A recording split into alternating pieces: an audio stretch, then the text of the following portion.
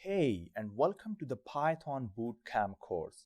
Here I will tell you about that how this course is structured. At the beginning of the course, you will find that what is the difference between the Python 3 and the Python 2. Then I will tell you that how you can install your Python IDLE on different operating system. After this, you have to find that what is the print functions and how we can run a basic syntax program. After this, you will learn the very important concept when you are learning any of the programming language, which is the variables and its type. Then we also learn about the multiple assignments of the variables declarations, reassigning of the variables, how we can swap the values between the variables. We are also learning about the scope variables, where you will learn about the local and the global scope. You can also see that what is the difference between the program and script. And you can also learn about the assert statement, strings, and the data types and some of the major concept of the data types. You can also learn about the length functions using a string. After getting this initial concept of Python, we will move to the Python operators and we will learn about the Python operators and the key concept of the operator. We will learn about inside the operators where we learn arithmetic operator, assignment operator, equations to calculate the average between the two operators. Then we are going to learn about some of the assignment operator shorthands. Then we also learn about the comparison operator, equal and not equal operator, logical operator, is and is not operator in Python. Then we are also learning about the inverting Boolean and bitwise operator.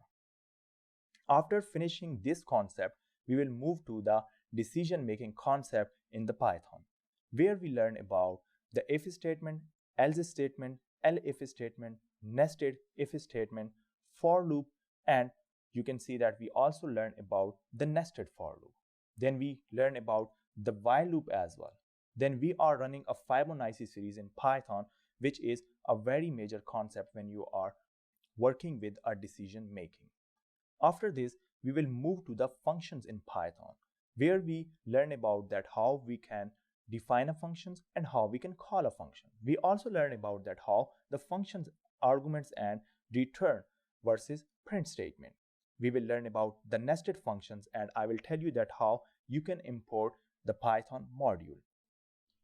After this, we will move to the strings and we will learn about that how the strings indexing and slicing work, where we learn about the regular index, negative index, slicing, remove the character of the index value, append method in the Python, string formats, neutralize the upper cases, and maximum characters.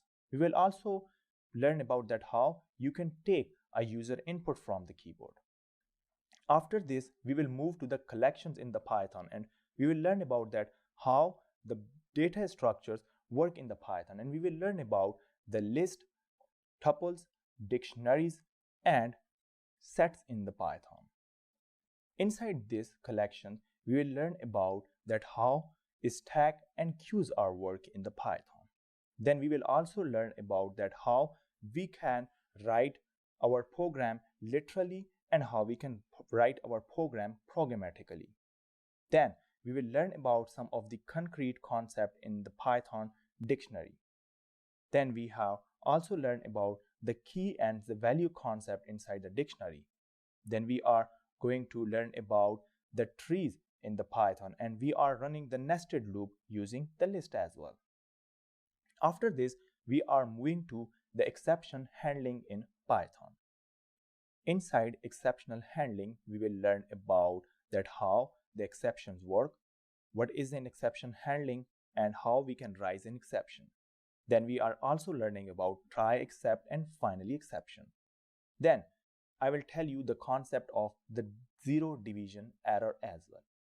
After completing the functional programming, we will move to the object-oriented programming where we learn about the major concepts what we used in the object-oriented programming, which are classes and object.